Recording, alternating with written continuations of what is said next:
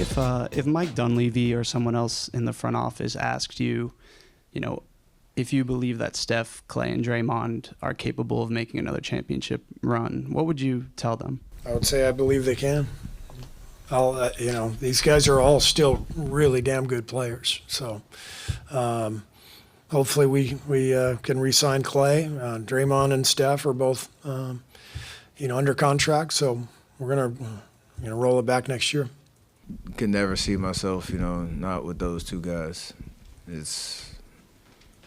I understand this league changes and there's so many things that go into it, and we're not gonna play forever, but we've experienced so much together, and at the end of the day, again, I know they want to win, I know I want to win, and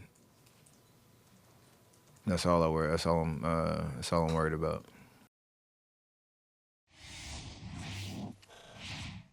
All right, welcome to Brother from Another, everybody. Michael Smith out today, but our brother from down the hall, Vinnie Goodwill, is here. And Vinnie, you just heard Steph Curry and Steve Kerr. Well, sequentially, you just heard Steve Kerr and Steph Curry talking about their championship window. And if you listen to Steve Kerr, the championship window is still open. If you listen to Steph Curry, I understand what he has to say, this, Vinny. They both have to say it. I just wonder, I don't know if any place, if there's any good place to hang out in Sacramento, like after the game. Say you stay. Okay, there you go. That answered my question right there. Okay, let's say on the way back to San Francisco from Sacramento, those 80 miles of highway, and you just have a little something you're sipping on and you're just talking freely. These annoying media members are not around, and so you're just saying what you really feel.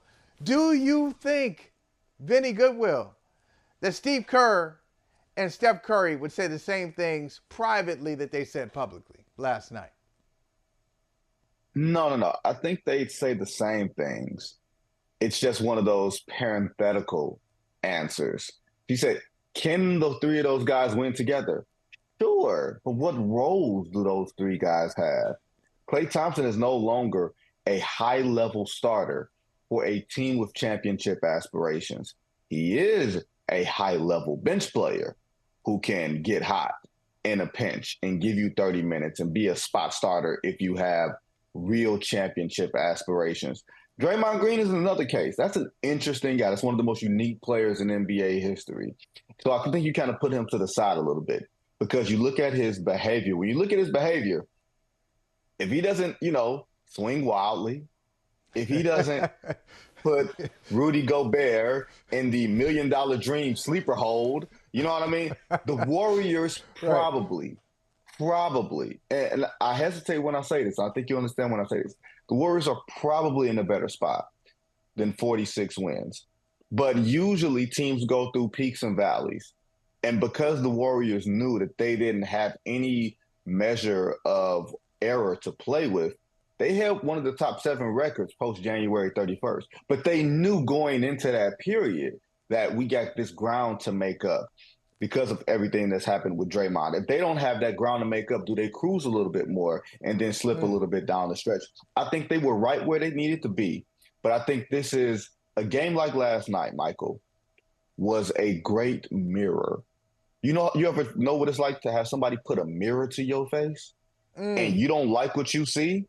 Woo. And I don't mean like a mirror on the wall. I mean a mirror, something that exposes all of your flaws, all of your faults, the fantasy of what you think you are. You're getting deep on a Wednesday. It's too deep. The reality. I feel exposed. Hey. I feel exposed listening to you talk. Oh man. But as I wrap this up, last year there was the Draymond Green Jordan Poole thing that hung over the franchise, right? And everybody said, "Oh, it's a dark cloud." And once we get rid of that, and that wasn't a real Warriors year. This year, you don't have that thing that's hanging in the air. Like, yeah, you got some Kumingas and Trace Jackson Davises and guys like that. But as far as championship level players, you don't have that. And these are the chickens coming home to roost from some of those drafts and some of those trades that have not worked in your favor. And you didn't have Steph who could carry you like it was 2022 again. It's over. Yeah. Okay, there it is. You just said it. It's because I agree with you. It's over. It's over. And so, and I don't say that with celebration. It's just reality. I mean, these guys had I'm going to talk about them in the past tense because Vinny, when I watch, I just go to full disclosure. I did a little something after the show on Monday. My guy Jacob says, "Hey, do a little My Bets Your Money basketball version. Do a little basketball version of My Bets Your Money." I said, "Okay, all right." So Lakers, Pelicans, I picked the Lakers. Against anybody else, I say Pelicans, you win, but against the Lakers, you're gonna lose to the Lakers. Okay, Lakers win. Mm-hmm. Mm-hmm. Warriors, Kings. I picked the Warriors. I'm like, one game, just one game. Sacramento may be better, but one game. For the Warriors to advance, I'm going to pick the Warriors. And, Vinny, I promise you, this is true. I was watching last night. At one point, the Warriors were up, 8-5. It was like first few minutes of the game, 5-3, 8-6, whatever it is. And even in that moment, 2 minutes into the game, I said, oh, I made a mistake. Yeah. I made a mistake. Yep. These dudes are slow of foot. Like what people don't remember, because Steph is so mesmerizing, and they got the great nickname, the Splash Brothers, and all the offensive wizardry. What people sometimes don't remember, who are not like paying close attention, defensively, the Warriors were tight. That's why I say the best team I've ever seen all around is either the 2017 or 2018 Warriors. It's not just KD on offense, Finals MVP. It's how tight they were defensively. They were an excellent defensive team. Last night, they looked old and slow of foot and just 2 steps behind, a second too late. And part of it is, you talk about Clay offensively. Clay defensively used to be really good, not so much anymore. Yeah. It's over. It is done. And so what do you do? Since it's over, what do you do? Do you keep playing this game, massage, bring all the guys back together? Or you move on from Clay, who was 0 for 10 last night? Yeah. 0 for 10 and doesn't want to be the bench guy that you say he can be. He doesn't want that. He doesn't see himself that way. What do you do, Vinny? You're the general manager. What do you do with these Warriors? I mean, I come to Clay on July 1st, hat in hand, and I say, hey, look, this is the offer that we have for you. And if you feel like you are a caliber starter in the league somewhere else, it's not like a hard and cold thing, but the Warriors are capped out in a way that doesn't allow them to do things. Like, they're up against the first tax apron. You have Chris Paul's $30 million non-guaranteed team option that you can either pick up and use as a trade option, or you can let him walk and sort of get the cap relief to deal with. But more old and slow. You know what I mean? More old and slow. Like I will say this. The more that people were celebrating online, like I was following the Twitterverse, after in the immediate aftermath of the game, waiting on the locker room to open and everything. They were doing the ding dong, the witch is dead. Ding dong, the witch is dead. You know what that told me? Man, there were a lot of broken hearts and hurt feelings along the way. There were a lot of teams over the years of this decade, over parity, where you've had 5 NBA champions in the last 5 years, and you've had LeBron James team change teams, not 1, not 2, not 3, not 4 times, since these guys have gotten together, not since they started winning, but since they've gotten together. You don't see things like this that endures. And you've seen so many teams get together to try to beat that man, not necessarily beat LeBron, but to beat that man. And they couldn't do it. And you can look at 2022 and say maybe ultimate anomaly. You could be right. You can say, man, this team has been to play in more times than not over the past 4 or 5 years. Okay, fine, so be it. But 4 championships in an age where it's not supposed to happen, in an age of salary caps and luxury tax aprons, where basically the NBA has legislated that they didn't want the Warriors to outspend other teams because of their deep pockets. Yeah, you going to celebrate, but them hurt feelings going to remain. But I don't know what the Warriors will do from here because they're in such a tricky spot, Michael. Steph is getting older, and you don't know. Last night he looked tired. He looked slow. I asked him about it, but he tried to say, hey, I could play Friday if I needed to. I feel fresh. I feel good. But you also have to figure out if Steph is not your best player on the championship team, and I have my doubts about that, what type of player do you put next to him to make the best of the rest of Stephen Curry's career as profitable and as successful for you as possible? Because that player ain't on this roster. Yeah, right. Not on the roster. And I'm glad you said what you did about dynasties not lasting this long. And it was really impressive what they did. I know it's two different versions. I mean, their last championship team, obviously, no KD. Their first championship team, no KD. And then KD in the middle with those two. And I think even their post-KD championship team, which I saw up close. You want to talk about hurt feelings. People in Boston still smarting over that. Hey, we were up. We were up in game 4. We had a lead with 5 minutes to play. And then Steph Curry went crazy. He went crazy. He really did. It was one of the great games. Yes, he did. In finals history. It was awesome. But I think that even that could work if you could go to the fountain of youth.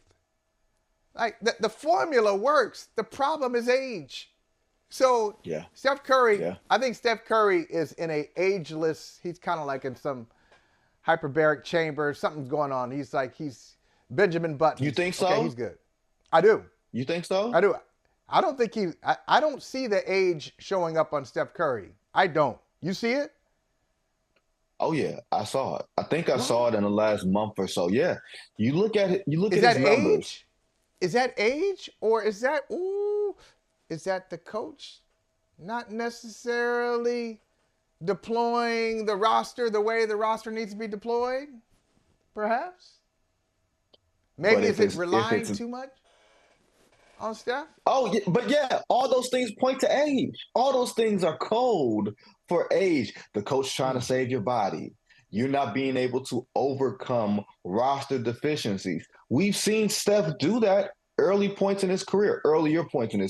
We saw him do that 2 years ago. Remember that. His second best player was Andrew Wiggins, right? Great year, though. All-star year for Wiggins that year. Great year. Ish. How you going to hate 2 years later? I understand hating now. I was sober. I was sober in that moment. But you know what I mean? And I think it's natural. I think, put it like this. LeBron James has turned what aging is into a different conversation. And that'll be a conversation. And that'll be a realistic conversation that we can have another day on, somewhere else, right? But Steph is not 6'9", 250 pounds, and can mask the physical decline with other things. Steph's decline will come at a point where he can no longer dip into that reservoir of energy where he can wear you down with pace and with movement. Those legs only have so much in them. You know what I mean? Yeah. And you need someone to make the game easier for you. And right now, that player is not on this roster. Maybe it was supposed to be Chris Paul. But Chris Paul's 127 years old. What the hell? He's supposed to, make 129 for somebody. 129, not even 127. Yeah. Hey, how is he supposed to be the guy? But let me ask this last thing I'll say about the Warriors, because look, the bottom line is there's some. It says something about their dynasty that if we just go with the facts, they're the 10th seed on the road playing the 9 seed, and they lost. Mm-hmm. And everybody's like, oh, what's going on? That doesn't happen with normal. They're not a normal 10 seed. There's nothing normal about them. Because when the 10 seed plays the 9 seed tonight in the Eastern Conference, y'all really ain't going to care. They may not care in the city. The city the game is played in, they may not care all that much. So the Warriors have something special that still, no matter where they are, whether they're the 10th seed, number 1 seed, number 5, people are just drawn to them and what they're doing and their actions. I'll say one thing in their defense, because I was prepared to come on and I was going to say, they really screwed up in 2020 when they had the second pick and they took James Wiseman. That's the wrong guy. Yeah. But then I went back and looked at the draft. Vinny, And Anthony Edwards went first. They're supposed to take LaMelo. Who are they supposed to take? I'm looking at the list of players here. I guess they should have known, like 11 other teams didn't, or 8 other teams didn't, that Tyrese Halliburton was going to be an all-star player, I guess. But Halliburton went 12th. So what should, I think it's easy to say they should have done this. Well, they and a lot of other teams really looked at the draft and missed some of the gems that were there, and they were not obvious at the time. They're obvious now. Like Aaron Nesmith is a good player now, but it took him a few years to be a good player. I don't know if he would have helped him. Like what's Tyrese Maxey? Yeah, who went at number 23 or number 21? Yeah. I mean, here's what it is. It's not about the pick you made. It's about being insistent on holding on to it. It's about not maybe getting proper value for it. Like, this isn't 82, where the Lakers come off a championship and they draft James Worthy. You know what I'm saying? Number one. They got the choice between James Worthy and Dominique Wilkins. Like, you talked about different iterations of championship teams. That's the only way championship teams endure in professional sports. The team in your backyard, the New England Patriots, and I know football is totally different, but each of those championship teams, especially during that, 10-year gap where they didn't win anything, or 9-year gap, it was time for those teams to remake itself. And each championship team has its own heartbeat, has its own rhythm, has its own character, has its own identity. And so in 2020, they had the chance to, you know what? Maybe we're not going to do it with a young guy. We're not going to take James Wiseman just because he's here. Let's figure out if we can go into the marketplace and get something. But because they were trying to, granted, it's a pandemic. You just opened that building. You weren't sure what the world was going to look like. So you were looking for cost effectiveness. But sometimes when you're trying to win, man, you ain't winning in the balance sheets. You ain't winning with the nerds. Oh, that's right. You winning with dudes. Go get a dude. Yeah, I mean that's true. That truer words have not been spoken, not just about basketball, but about industry. Really, sometimes you want to get to the top.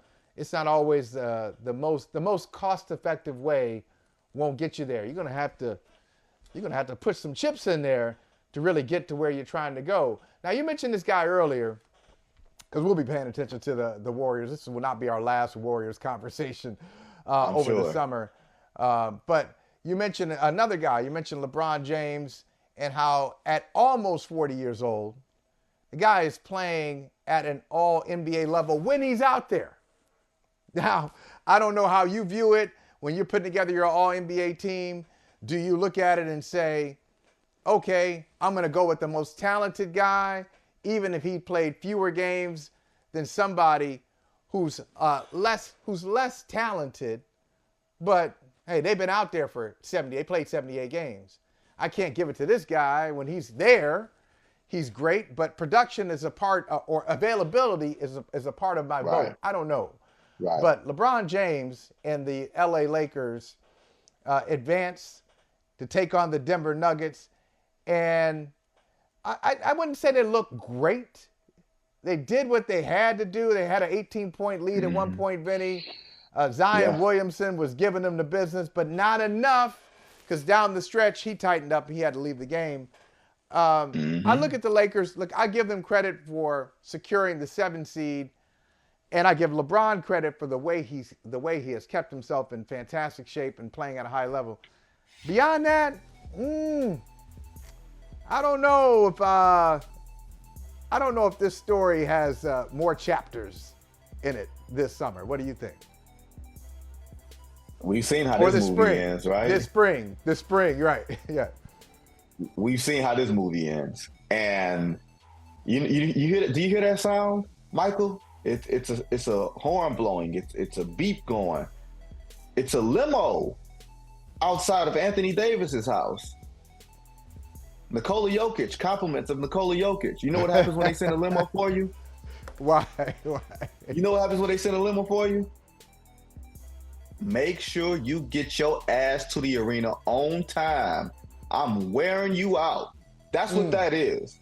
Nikola Jokic is sending a limo for Anthony Davis, and it is amazing. And I say this with all due respect. Anthony Davis was second on my all-defensive ballot. He might be the most versatile, every point on the floor he feels comfortable, and adept defender we have in the game. He may never win a defensive player of the year, but that doesn't matter to me. But he is that adept on every point of the floor and can do nothing with Nikola Jokic, right? Not even at the rim because he gets bullied. Not even at the three-point line because Nikola Jokic doesn't get bothered by length 25 feet from the basket. And as long as that matchup goes Nikola Jokic's way, as long as he is upright and healthy and with reasonable help, right? Not all-star help because he's never had all-star help, but just reasonable help in Jamal Murray and Aaron Gordon and Michael Porter Jr. when he's away from podcast mics and, other vices. You know what I mean? Right. As long as those things are there, Lakers going home. Maybe they get a game. Maybe they get a game. I was going to say, do they go home? Do they go home in the way they went home last year, where they kind of hang around a little bit, then Denver would say, that's enough. Hang around. Oh, the most competitive sweep we've ever seen in NBA history? Yeah, right. That's exactly. Competitive sweep. Is it a sweep or is it just like control? They win it in 6, but they control it the entire time. Win the first 2, lose game 3, 2-1, win game 4, they're up 3-1, then they lose a game, then they go ahead and finish it off. Okay, 6. We were never really threatened. They'd get a game when they were on the verge of elimination, but we'll take them out. Is there any way that the Lakers win the series? Now, I don't see it, but give me a scenario where they pull this thing out and they advance to the second round, knock out the champs. Someone kidnaps Nikola Jokic. Like someone steals his powers, like Space Jam. You know what I mean? Like that to me is the only way. Maybe there's some type of catastrophic injury, and maybe that does happen, but it is not something I want to predict. That's not something I want to forecast or anything like that. That's a bit weird. But with these two teams, look, 9 straight games, the Denver Nuggets have beaten the Lakers. Like, that's a large enough sample size for me to say that one team is better than the other. And you know what that looks like to me, Michael Holley? You know what that looks like to me? Now, I'm a little bit younger than you, but I watched cartoons. Couple years. I watched cartoons. Yeah, just a couple years. Like, there was like some iteration of Scooby-Doo where they had a character named Scrappy-Doo. And Scrappy-Doo was a little more feisty than Scooby. But he was like a 10th of the size. Yeah. But all you had to do to Scrappy was just put your hand on top of his head. He couldn't punch you. He couldn't swing at you. It was like, let me get out. Yeah. Just in place. Okay, calm down. That's the Lakers to the Nuggets. And the crazy thing is this. If the Lakers played the Oklahoma City Thunder in the first round, I might be tempted to pick the Lakers. I think that might be a pick'em series. Wow. Oklahoma City's a little more, shall we say, light in the ass. You know what I mean? And big wins in the playoffs. Get your mind out the gutter. You know what I mean? Like big and thick dudes win in the playoffs. Oklahoma City's skinny. You know what I mean? And inexperienced big, to some degree. Big, thick, and old. How about big, thick, old dudes? I thought you were going to say they're too young. Does that bother you? OKC, average age, 24? No, because they usually those teams usually don't win. Right. But here's the thing: young teams usually don't win because young teams do young things. They turn the ball over. They have lapses on defense. They play immaturely. Oklahoma City is like they're like some old souls. You know what I mean? Like they don't look like it. Like, you seen how Shai Gilgeous-Alexander dresses. You know what I mean? But they act and behave like they walk around listening to the Isley Brothers all day. You know what I mean? Like, they play like old ass men. They don't turn the ball over. They don't treat defense like it's a chore. They're just skinny. So if that's your only problem, and then you're going to go up against New Orleans or Sacramento, I don't think they're going to have much of a problem with them in round one. Now, the big and thick Lakers, it would have been a problem. Yeah. Well, with the Lakers, now I want to go back to something you said, because I agree with you on Anthony Davis. And yeah, Jokic has sent the limo. Not only has he sent the limo, it's like it's loaded. The driver's like, hey, go back to you want some champagne? We got all kinds of snacks back here, whatever. Like, And as a matter of fact, you want something made to order? I actually got a chef over here in the corner who can make something up for you. Okay, I got you. I'm going to take care of you. I agree. It's a great matchup for Jokic. But I was watching Jokic. And I watch him against all the big time games and national games when guys actually show up to play in these national games. I haven't seen anybody really handle him well. Maybe Embiid. Maybe. Like who's a good matchup for Nikola Jokic? Oh, I got the perfect defender for him. I got the perfect defender. Let's hear it. I want to hear it. Okay, here we go. Let's break some news today. I'm ready? Yep. A perfect defender for Nikola Jokic, a gentleman by the name of Hakeem Duncan. Okay. All right. Yeah. You gotta build this. You gotta build this joker in the lab. You know what I mean? In order to defend this guy in his prime, because nobody has an answer for him. And it's weird because we've had people who could, shall you say, maybe slow up Shaq a little bit, make Shaq think sometimes. You know what I mean? Like the Kimbe Mutombo would have a matchup every now and again, and then Shaq would put his elbow in Deke's mouth and, going about their day. Kobe Bryant had dudes who... And he really did. He literally, in his grill. Like, Kobe Bryant had dudes that would give him trouble. Some dudes actually gave him fits. Michael Jordan had dudes Bruce Bowen. Remember, he hated playing against Kobe stopper. And the Kobe stopper, Mr. Ruben Patterson, which was kind of a joke. But, even Jordan had those guys. But there is nobody walking the earth that can defend Nikola Jokic. And it's not from an athletic standpoint. He's just too big. He's just too big. It's just too much to account for. And Vinny, I watched them because a lot of people think the Celtics are, the favorites. And, they led the league in victories. I watched their second game.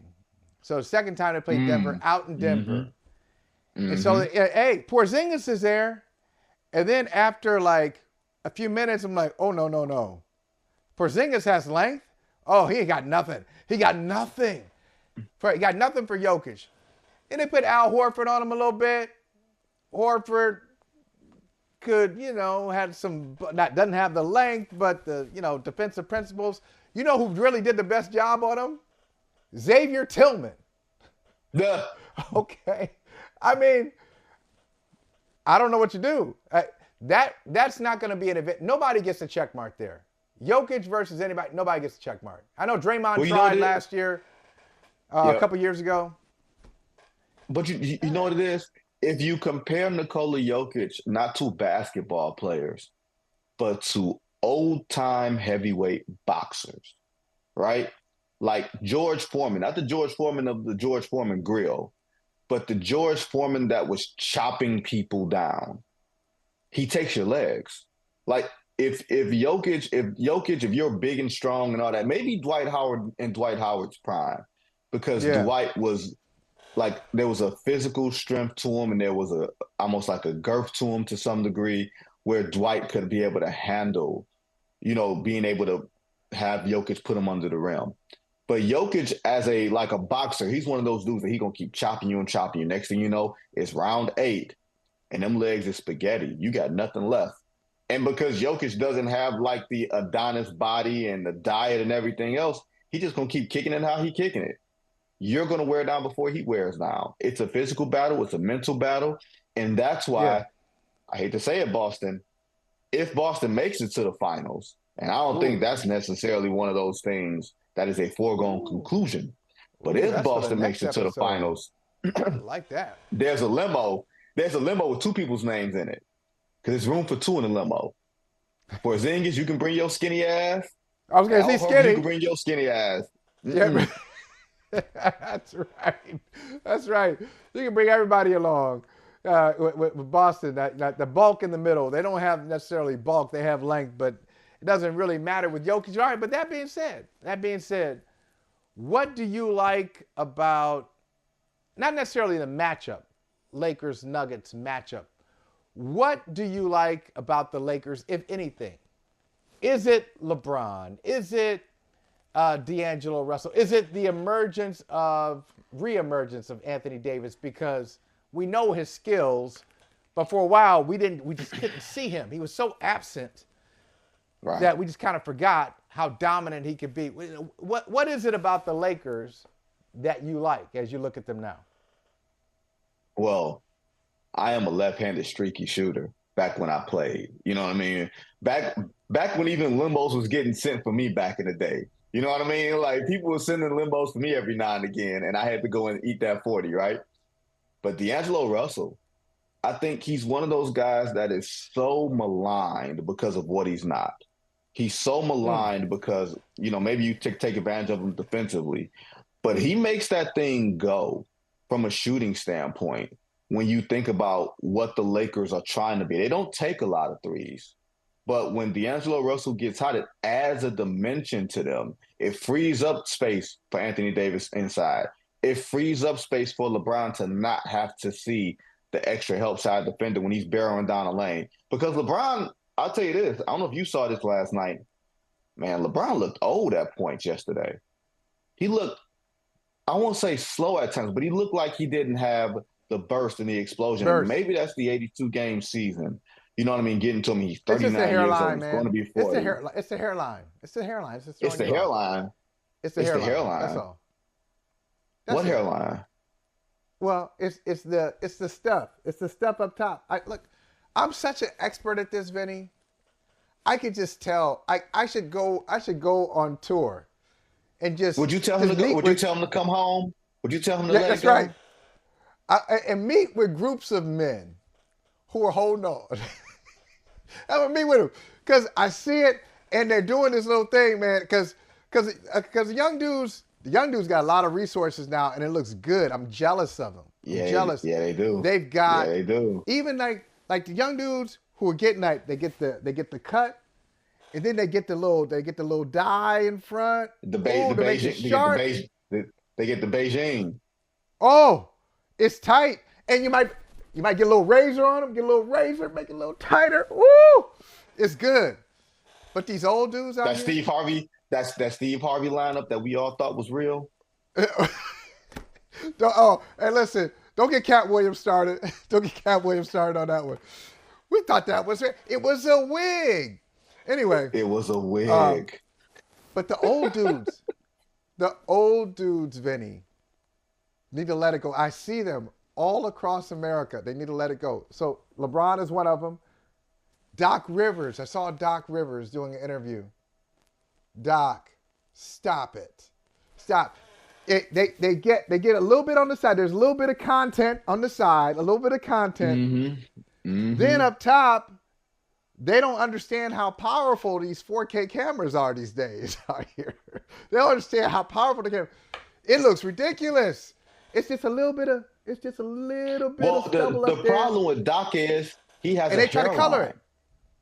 He has a hairline with no hair. It doesn't matter. Okay, you're done. You're done. Unless you can get some filler. You're gonna fill it in. If you're not gonna fill it in, you got a hairline here, and then you got open space in the middle. I mean, that sounds good if you live in a major city. You need some space surrounded by the city. But no. When it's your hair and it's like this, any point on the top of your head, you know what it's time to do? Say goodbye. Trust me. That's when you know. Well, luckily. It was a good run. You're not there. Luckily. You're good. God willing. God will. You know, anything can happen. Like genetics are a tricky thing. It can be a late arrival. It could be, that train could be late. Well, let me ask you that train could be late. Okay. Hey, what does Pop still go to the barbershop? Pop still got everything up top? Pop strong? Ooh. Nah. Uh-oh. Nah. Nah. But that's a respectful son. A respectful son just says, nah. No, he does not. I've done these things. I have studied these things, right? Because there was a point in my mid-20s where I thought my hairline was doing a slow fadeaway, like an MJ fadeaway. I thought it. Yeah. So you know what I did? Post up. I went to the Google. And the Google says you get your hair from your mother's father. Your mother's father. All right. So your grandfather's hair, how would we describe that? Maternal Like grandfather. mine. Oh, Like hey, mine. listen, you good. Hey, you good. And You he, good. Hey, and listen. he had hair. He had a full head until the second bout of cancer. You know what I mean? Like even the first bout didn't take it out. He had it. You know, lived. You know, died in the early '80s. Died in his early '80s. You know what I mean? And by that time it was gone. But hey, but look, I have maternal cousins who have lost the battle. So it's not an exact science, but that's an answer that works for me and my constitution. Because when I look at my daddy's side, ooh, baby. Mm-mm. And listen, there's nothing to fear. If that's your story, I can tell you there's nothing to fear. There's a good life. You gotta have the shape of head to do it though. You know what I mean? Like you've got the shape, you got like a little peanut head. You know what I mean? Like you could do that. Like, is it acceptable now? Like, have we reached the point? I'm not saying I would do it, but have we reached the point? Is it acceptable for a man who's losing the battle to get an early jump on the enhancements, on the fiction? Would women, I mean, Yes. women do things to, look a little different. Yes, it's fine. Equal. It's a new day.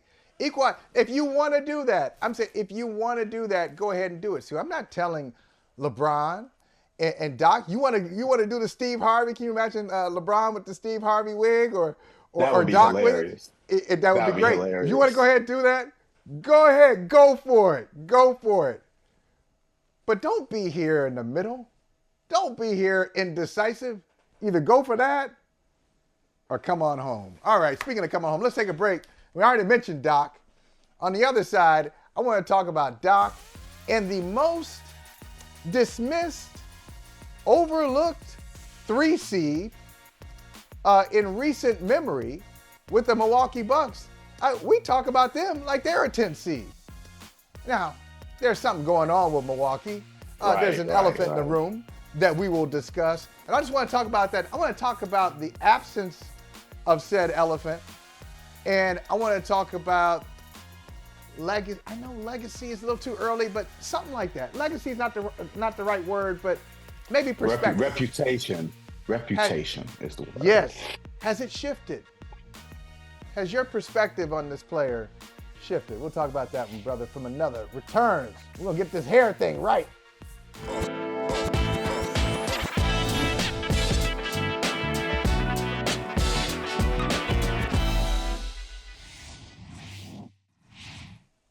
All right, Vinny, I mentioned that there's a number 3 seed that we're talking about as if they barely squeaked into the playoffs.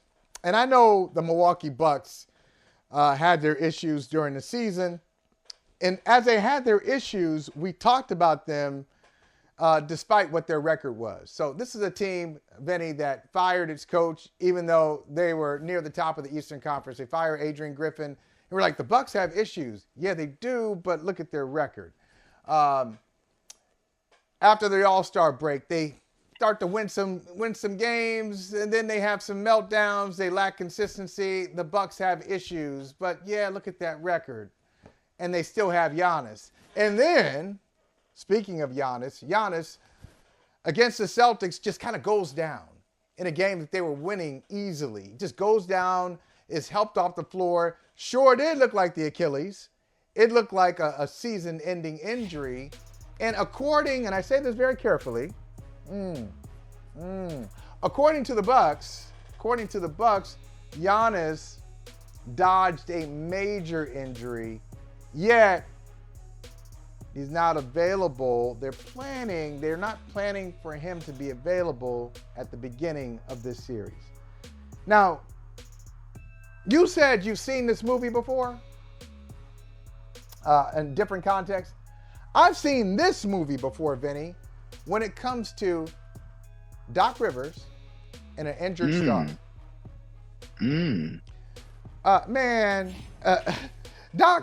Doc is, if he hadn't become an NBA player if you are in sales, Doc Rivers would have been the salesman of the year.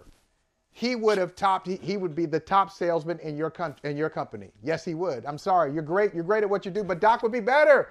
He would convince you that something exists, even though it doesn't exist. He's excellent at it. Vinny, you've seen it up close. The man knows how to work a room. The man knows how to deliver a message. And you're like, oh, yeah, it sounds good. Then you go back and think about it and go, what? What did he say? But that don't make no sense. Okay, they did the same thing. Kevin Garnett in 2009 got hurt in Utah for the Celtics. Got hurt. Just changed their season. They were on a championship path. Again, they were trying to repeat. Hey, listen, it's an injury, but, KG may be available for the playoffs. They played the Bulls that year in the first round. KG was there in a suit, just talking trash to Ben Gordon the entire time. Did not step on the floor in the first round. They won that series. Did not step on the floor in the second round. And then after the season was over, they eventually come around and acknowledge that KG had a major injury that wasn't going to have him see any parts of the playoffs. Now, I'm not saying that's the story for Giannis, but I saw what happened. I saw that. We all saw it. It looked like a major injury. Can Giannis come back and play? I guess he could. Is it smart for him to come back and play? If you're the Bucks, is it smart to put your franchise player, almost 30 years old, out there, who's had some calf strains, if you want to call them that, some calf strains throughout the season? I think that's, I wouldn't do that. I wouldn't do that. And it just makes me wonder, A, about the injury, and then B, if Giannis is not there, and this is really what I want to get at, if Giannis is not there and the Bucks lose this series, which I think they will, do you look at Giannis any differently than you did in 2021 when he was on the top of the NBA world after winning the championship and being the MVP? I'm going to start there. I'm going to say no. I don't think I look at him that differently, because once you're a made man, you're a made man. I don't back off of that. I don't look at it and say the next 3 years have invalidated one of the single greatest finals performances we've ever seen. And mind you, he was hurt in that series too. He had hurt himself in the conference finals against Atlanta. That cost him some games, and nobody was sure that he was going to be ready for game one. He was ready for game two. The Bucks lost that. They lost game two. And then he authored 4 of the most physically dominating, inspiring, emotional performances we've ever seen in the NBA Finals, much less recent history. So no. And believe it or not, since that time, since 2021, the Bucks have won a grand total of 1 playoff series. So it's not just Damian Lillard or Mike Budenholzer or Jrue Holiday. It's been everybody, including Giannis Antetokounmpo. But you don't take that away from him.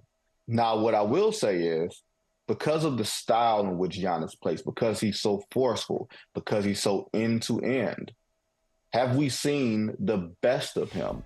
Is there not another level for him to go to from a physical standpoint, right? And if that's the case, can you win with him being very, very short decline? Like, not going one day and then the next day you're Allen Iverson in a Memphis Grizzlies uniform. I'm not saying that. But if you're expecting him to be at his absolute best for 4 playoff rounds, is that a feasible championship strategy? I have my questions about that. But it doesn't mean that he still can't be the best player. It still doesn't mean, like giving my Isley brothers analogy, it still doesn't mean that he can't reach those Ronald Isley's high of the high notes when it's necessary. I got to put it on. I got to put it on. I'm just got to tell you. After the show, I don't want to interrupt your flow. After the show, I'm putting on 2 things. 2 references you've made today are gonna change my viewing and listening habits post-show. One, I'm going back to Scooby-Doo, because I never really appreciated Scrappy. I think the show got worse. They introduced Scrappy. I'm like, okay, we're done. I don't need Scrappy in the show. I like Scooby. I don't need Scrappy. So I'm going back to classic Scooby-Doo. And then I'm going to put on some Isley Brothers, because I could just see it. I could just hear that Ronald high note. Now look on his face. Ronald got a hat on, he got the sunglasses, and he's just singing. Maybe got a walking stick as he's doing it. Ooh, yes, I love it. Keep going. Now you talk about Doc Rivers being a great salesman. I think Doc would be a great political strategist because he'd only confirm everything that you said to him. Doc, it looks like your team has been playing right. He's right. I don't know. Like, he doesn't say that you're wrong.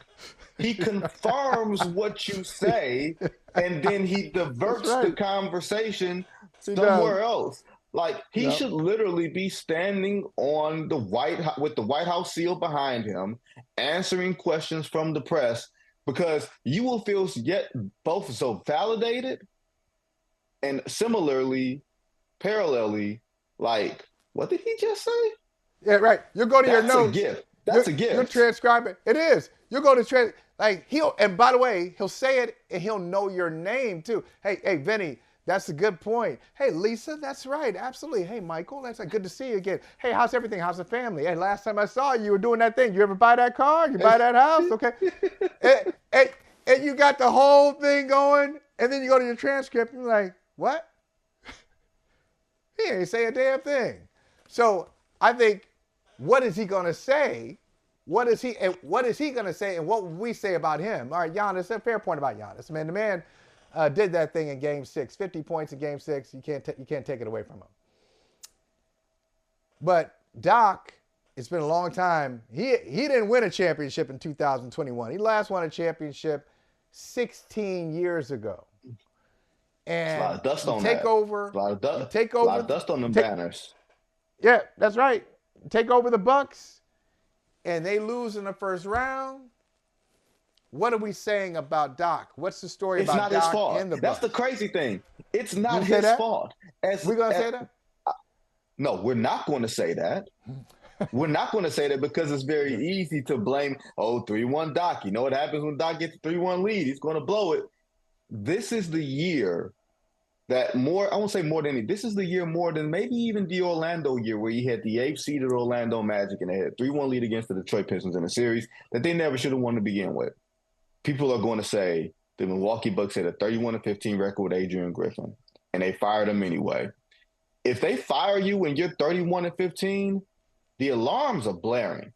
They don't just fire you because they don't like you in the middle. They might fire you after the season if they don't like you, but they don't fire you in the middle of the season for just any old reason. If you're 31-15, that means the locker room is telling you something that you cannot ignore.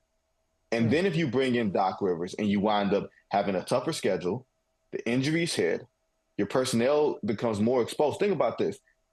They have no speed on the perimeter defensively. You talked about the Warriors being old, and it looked like the Warriors were running in sand yesterday. Like, there's a fine line between a team being experienced one year and then old the very next year. I promise you, I've seen it so many times. Damian Lillard is not a defensive guy. Patrick Beverley is, but he's old. Chris Middleton is older and getting there. Like, you don't look at their personnel. Malik Beasley, he's not a defensive stopper. You don't look at their personnel on the front line and say, this is a guy that can keep someone in front of him for a beat and a half. All a beat and a half is to wait until the help gets there. You get into rotation, you catch up. They can't even do that. And to me, that's not a Doc Rivers fault or flaw in his matrix. But he's going to catch hell because he's Doc Rivers. Yeah, that's right. Well, I think the Milwaukee Bucks, this is a bad matchup for them. If you don't play defense, then you're taking on the Pacers, and you got a little age on you, and you're taking on the Pacers, who like to run all over the place and score and are elite, one of the elite scoring teams in the NBA. I think it's a pretty poor matchup for them. So I wouldn't be surprised if the Bucks go down in 6. With or without Giannis, I really don't love the matchup for them in this series. Now, I see, before we get you out of here, I just want to address some of the shade that you have and some of the things, because I read your messages. I read between the lines with Vinny, and Vinny's always saying something beyond the obvious. So, okay. What did I do? What'd I do? So I'm just like, so tell me about the 76ers, this little feed item you have. Am I afraid of the 76ers? We got tonight, we got Heat, we got Sixers in Philly. Heat culture taking on the re-energized Sixers with Embiid. I think they won 8 straight with Embiid. And the winner, takes on the Knicks. I think the Knicks should be afraid, especially if Philly wins this thing. And the loser is probably going to play the Celtics. So based on your feed item, are you saying, am I afraid of the Sixers in round one because you think they're going to lose this game and then eventually play the Celtics as 8 seed, or just afraid of the Sixers in the East, period? Both. Like, Boston people get a little chesty. They get a little haughty. They look at the advanced numbers. They look at the wins. Yeah. They say, championship tradition and the Boston Garden and blah, blah, blah, and all that other stuff. Very arrogant, right? Arrogant? There's some arrogance there? Very arrogant. Yeah. Very, very arrogant. Very arrogant. Like, holier than thou. What I will say is, I'm almost 40 years old. Since I've been born, the Celtics have won a grand total 2 NBA titles. Right? 2. Uno, dos. But they act like they done won 12, right? They haven't. But I say that to say, I say that to say it. Hey, listen, let me do the Boston thing for you. That would be 17. That would be 17, Vinny. And this season is about banner 18. Okay, go ahead. Continue. Go ahead. They've been about banner 18 for a long time. They've been about banner 18 since 2008, right? But what I'm asking is, because the Celtics seem like they got an easy road to the finals. The West is a gauntlet. The East is something different, right? It's breaking right for the Celtics, unless Joel Embiid breaks his playoff utility, right? Where, his numbers do the demon drop in the postseason because the officiating gets tougher. He can't trick the officials and all that stuff. And you've seen it in the series against the Celtics. Sometimes he gets hurt, sometimes he's not there, sometimes he doesn't show up for Game 7. But he's a fresher player now. Ooh, and the 76ers don't employ James Harden anymore. So I'm asking you, if I can treat you and approach you like a hostile witness, Mr. Holley, are the Celtics afraid of a potentially healthy Joel Embiid? I don't think they should be. I don't think anybody should be afraid of afraid is Philadelphia strong. 70. But respect, I think you got to put more respect on Philly this year. You got to put more respect on Philly this year than you have in the past, because I know, look, you can look at them, they sunk to a play-in level without Embiid, but I think they developed some good habits without Embiid. Like they can't, we know who they are. They can't survive. They can't threaten you without Joel Embiid. Now, put Embiid with those guys who are out there playing. Put Embiid with Maxey and like even some of their role players. I mean, Kelly Oubre did a really good job for them. Nick Nurse has figured out what works for them. I think they are as big a threat now as they have ever been in the last 5 or 6 years. I respect them much more now than I did with the James Harden Sixers, the Ben Simmons Sixers. I just didn't believe in them. But yeah, I think they're a formidable opponent, even for the Celtics, who embarrassed them last year in Game 7 after the Sixers had a 3-2 lead. These Sixers get a 3-2 lead. Now you start to get nervous. You start to get real nervous. Really? 3-2 lead with the game at home, yes. Now, afraid is too strong. I do not fear them, but I do respect them. Now, since I've given you an honest answer, I'm wondering if you can give me an honest answer before you have to go. Of course. Do you you talk about Boston people? So in Boston, where did you stand? Because we can figure this out. You can get the truth from you now, or we can go back and look at your tweets and look at your social media activity to see where you really stood. When you heard about Deflategate with the Patriots and people calling Belichick Belichick and Spygate with the Patriots, where did you stand when the Patriots were rule breakers? What was your thought on that? Breaking the rules. Spygate was a little different. I wasn't really tripping too much because the 2007 Patriots team, that looked like one of the 3 or 4 best football teams I've ever seen in my life. And I didn't think that there was anything that was really going to aid with that. The Flakegate, I never understood the whole thing. He's taking football. Like, I'm not that smart. You know what I mean? I don't know what PSI means and all this other type of stuff. Oh, it's crazy. Like, I know what a basketball is to imply. Like, I thought he was spiking the ball hard to take air from it and all this other stuff. Hey, man, that's above my pay grade. So where are you headed with this? You can treat me like a hostile witness because I feel like you're walking me down a path. I am walking you down a path, and you know what? You gave a better answer than I thought you would, because I thought you were gonna see, and the way it unfolded in my mind, you were going to just rail about these cheaters. Then I was gonna come back and be like, oh, you feel so strongly, you feel some kind of way about cheaters. How about your boys, Michigan? You know they're on probation now. We just heard from the NCAA, the University of Michigan is now on probation for all the cheat, and they're not done yet. They're not done. They're not done. So right now, we're gonna, we have some restrictions.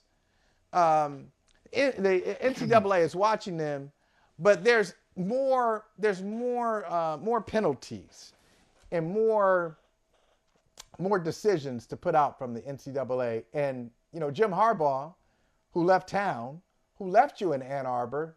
You guys all supported him. He's a Michigan man. The Michigan man went out west. The Michigan man said, go west, young man. Now he's in L.A. And once he's in L.A., they ask him about these penalties. He's like, I had no idea. I didn't know they were. We just found out on Tuesday. What? I didn't know. How do you feel about your cheating Michigan Wolverines cheating their way to a national championship? How do you feel about it? The irony that, I know you can't see your screen right now because you probably can't see your monitor, but right in the center of your chest is a big block M. And that's just perfectly placed. It's perfectly placed. And you can go home to Elizabeth after this, right? You can go home to Elizabeth after this. Oh. But I don't have the scoreboard with me. But Good. I will tell you the score. I'll tell you the score. 117 to 74. The score of the last 3 Michigan-Ohio State meetings. And the irony of an Ohio State fan to come on a high horse and talk about Michigan, considering Ohio State's transgressions, both reported and unreported, investigated and assumed over the past X amount of years. Remember Gordon G., the dude with the bow tie, talking about Jim Tressel? I hope Jim Tressel doesn't fire me. Remember that? Hey, you guys don't have a moral leg to stand on, but you have a L to stand on. Take the L's. But that's okay. We take the L. We take the L. All I'm saying to you is, Ohio State has never claimed to have a moral high ground. Michigan, Michigan is you want to look at all the rankings? You want to go by the rankings? Academically, it is fantastic. Michigan Business School, Michigan Law School, very stringent acceptance rate, all that stuff. Great. Yeah, Michigan is all about academics. Ohio State's not. Ohio State doesn't claim to be. That's why the president says, I hope my football coach doesn't fire me. That makes him pathetic, but also honest. So, look, Ohio State does cheat. We know it. Y'all act like you don't cheat, but you do. Anyway, Vinny, good to see you. All right, that was a good answer. You had a good answer. I'll give you credit. I thought you were going to, I wanted you to take the whole, these cheaters should be disciplined, but you didn't do that. So, I respect it. Not only am I a Michigan fan, but I'm a Detroiter. I can see things coming before they come. All right. And who you got tonight, real quick? Who you got tonight? Philly or Miami? You got Miami? Miami. What? Oh, okay. It's I guess I should have asked that earlier. You know what happens? It's the playoffs, baby. Okay. We'll see. Good to see you, Vinny. You too, brother. Hey, thank you for watching Brother from Another. If you haven't hit that subscribe button, go ahead and do that now. Don't forget, you can catch us 3 to 4 weekdays on PeacockTV.com and on Sirius XM Channel 85.